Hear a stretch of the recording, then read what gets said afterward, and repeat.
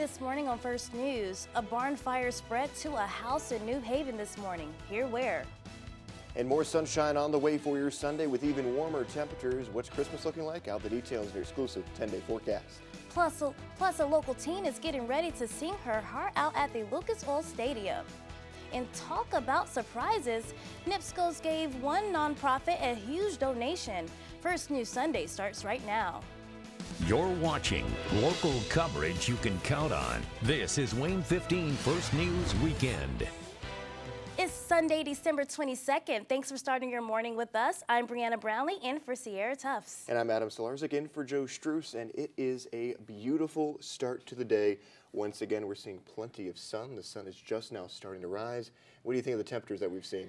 I must say I'm pretty surprised, seeing as it's supposed to be the first day of winter, right? Yeah, it's the first full day of winter. Winter officially began at 11:19 yesterday. It was a milder night, and we're going to see a very mild day. Take a look right now at the time lapse.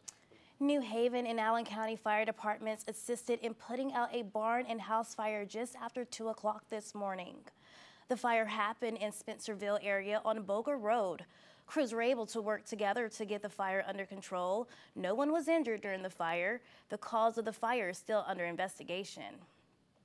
Oh, say, can you see by the dawn's early light what so proudly? 14-year-old Jensen Snyder is no stranger to the big stage.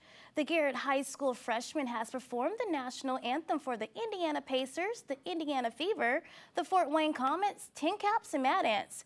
Today, Snyder will perform the anthem at the Colts game in Lucas Oil Stadium after winning the team's Phantom contest. She says she appreciates the opportunities and she doesn't want to have any regrets. Really, you just have to go for it because you don't want to miss that chance.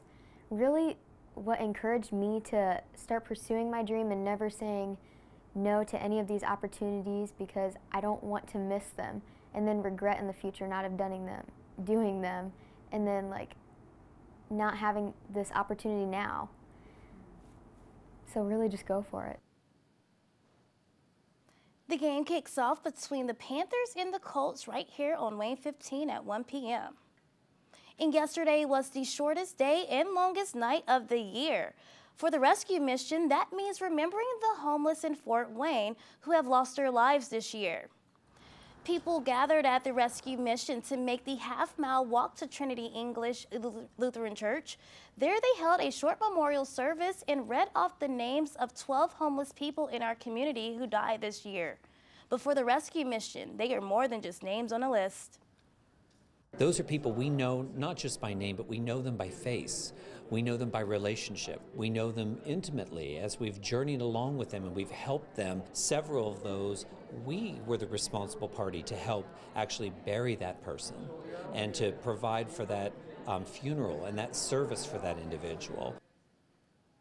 According to Hardy, the number of names was down this year from last. He says that means that their work and other organizations that help the homeless are paying off, but also there is more to be done.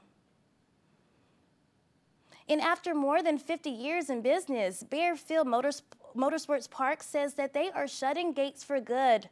The drag racing and go-kart track announced on Facebook that the owners of the property have decided not to renew the track's lease.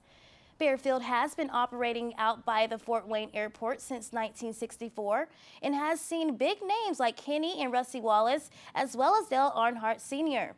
According to the park promoter, the asking price to purchase the property was more than they were prepared to pay. He says it will be missed by many in the community. There's been so many generations out here that's raced. With our go-kart track, we've had 4 generations racing out here. So it means a lot to the community. I feel I've kind of cheated and not been able to do what I needed to do to keep the track going with the legal issues with the racetrack and the people that own it. The track was closed for a short time in 2014 due to a drop in attendance, but was reopened the following year with new management. They are inviting people to come and see the facility in person one last time on December 31st. You can walk the track that day from 4 in the afternoon until midnight. and $10,000 of hopes. Natural gas station NIPSCO presented a $10,000 check to Community Harvest for the Hope for the Holidays program.